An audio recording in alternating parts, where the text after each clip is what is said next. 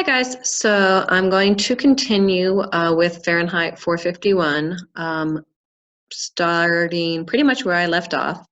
And of course, in part one, we have Guy Montag, the fireman, who, unlike our fireman, actually his entire job is to start fires rather than stop them.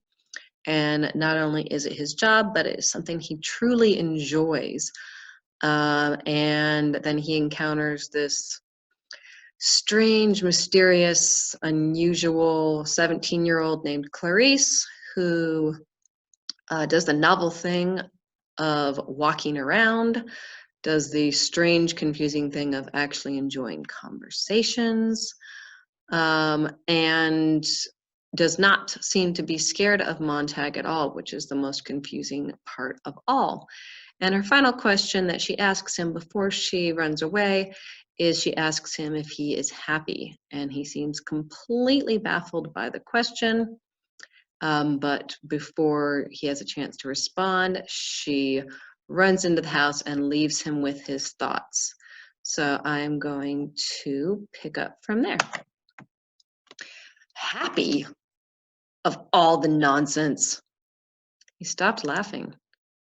He put his hand into the glove hole of his front door and let it know his touch.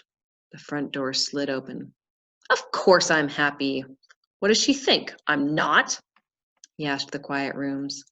He stood looking up at the ventilator grill in the hall and suddenly remembered that something lay hidden behind the grill, something that seemed to peer down at him now. He moved his eyes quickly away. What a strange meeting on a strange night. He remembered nothing like it, save one afternoon a year ago when he had met an old man in the park and they had talked. Montag shook his head. He looked at a blank wall. The girl's face was there, really quite beautiful in memory, astonishing in fact. She had a very thin face like the dial of a small clock seen faintly in a dark room in the middle of a night when you waken to see the time and see the clock telling you the hour and the minute and the second, with a white silence and a glowing all-certainty, and knowing what it has to tell of the night passing swiftly on toward further darkness, but moving also toward a new sun. What? Asked Montag of that other self, the subconscious idiot that ran babbling at times, quite independent of will, habit, and conscience. He glanced back at the wall. How like a mirror, too, her face.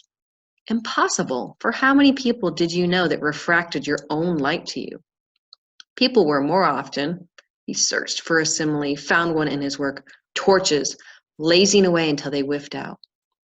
How rarely did other people's faces take of you and throw back to you your own expression, your own innermost trembling thought. What incredible power of identification the girl had. She was like the eager watcher of a marionette show, anticipating each flicker of an eyelid, each gesture of his hand, each flick of a finger the moment before it began. How long had they walked together? 3 minutes? 5? Yet how large that time seemed now. How immense a figure she was on the stage before him. What a shadow she threw on the wall with her slender body. He felt that as his eye itched, she might blink. And if the muscles of his jaw stressed imperceptibly, she would yawn long before he would. Why, he thought, now that I think of it, she almost seemed to be waiting for me there in the street, so damned late at night. He opened the bedroom door. It was like coming into the cold, marbled room of a mausoleum after the moon has set.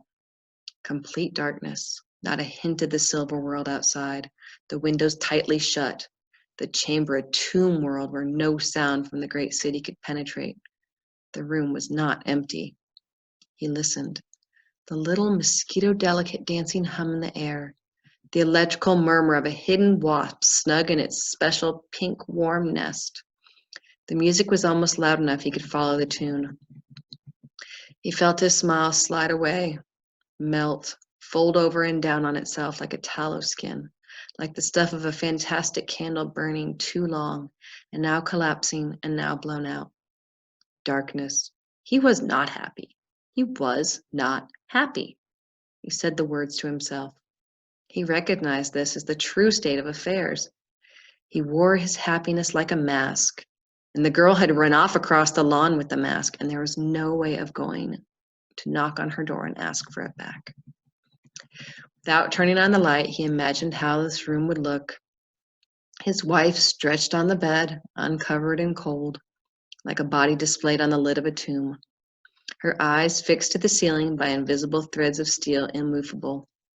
And in her ears, the little seashells, the thimble radios tamped tight, an electronic ocean of sound, of music and talk, coming in on the shore of her unsuspecting mind, unsleeping mind. The room was indeed empty. Every night the waves came in and bore her off on their great tides of sound, floating her wide-eyed toward morning.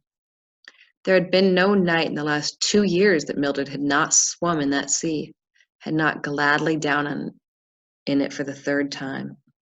The room was cold, but nonetheless he felt he could not breathe.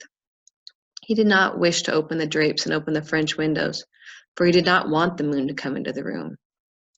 So, with the feeling of a man who will die in the next hour for lack of air, he felt his way toward his open, separate, and therefore cold bed. An instant before his foot hit the object on the floor, he knew it would hit such an object. It was not unlike the feeling he had experienced before turning the corner and almost knocking the girl down.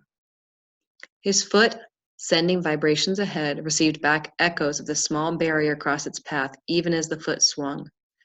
His foot kicked, the object gave a dull clink and slid off in darkness. He stood very straight and listened to the person on the dark bed in the completely featureless night. The breath coming out the nostrils was so faint, it stirred only the furthest fringes of life, a small leaf, a black feather, a single fiber of hair. He still did not want outside light.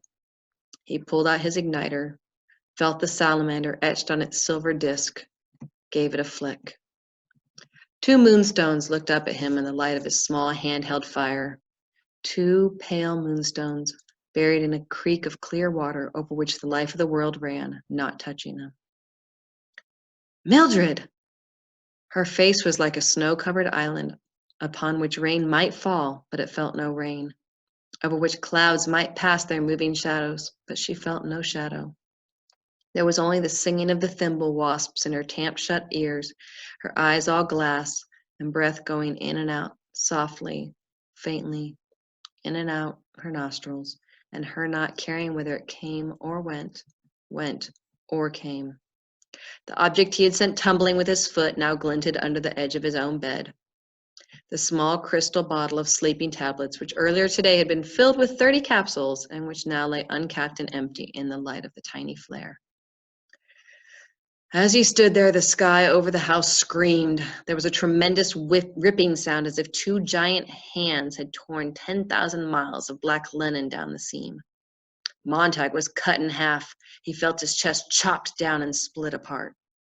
The jet bombers going over. 1, 2, 1, 2, 1, 2, 6 of them, 9 of them, 12 of them, one and one and one and another and another and another did all the screaming for him. He opened his own mouth and let their shriek come down and out between his bared teeth. The house shook. The flare went out in his hand. The moonstones vanished. He felt his hand plunge toward the telephone. The jets were gone. He felt his lips move, brushing the mouthpiece of the phone. Emergency hospital. A terrible whisper. He felt the stars had been pulverized by the sound of the black jets. In the morning, the earth would be covered with their dust like a strange snow. That was his idiot thought as he stood shivering in the dark and let his lips go on moving and moving. They had this machine. They had 2 machines, really. One of them slid down into your stomach like a black cobra down an echoing well, looking for all the old water and the old time gathered there. It drank up the green matter that flowed to the top in a slow boil. Did it drink up the darkness? Did it suck out all the poisons accumulated with the years? It fed in silence, with an occasional sound of inner suffocation and blind searching. It had an eye. The impersonal operator of the machine could, by wearing a special optical helmet, gaze into the soul of the person whom he was pumping out. What did the eye see? he did not say. He saw but did not see what the eye saw. The entire operation was not unlike the digging of a trench in one's yard. The woman on the bed was no more than a hard stratum of marble that they had reached. Go on anyway, shove the bore down, slush up the emptiness. If such a thing could be brought out at the throb of the suction snake. The operator stood smoking a cigarette. The other machine was working too. The other machine, operated by an equally impersonal fellow in non-stainable reddish-brown coveralls. This machine pumped all of the blood from the body and replaced it with fresh blood and serum. Gotta clean 'em out both ways, said the operator, standing over the silent woman. No use getting the stomach if you don't clean the blood.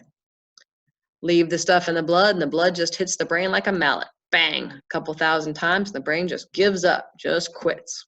Stop it, said Montag. I was just saying, said the operator. Are you done? Said Montag. They shut the machines up tight. We're done. His anger did not even touch them.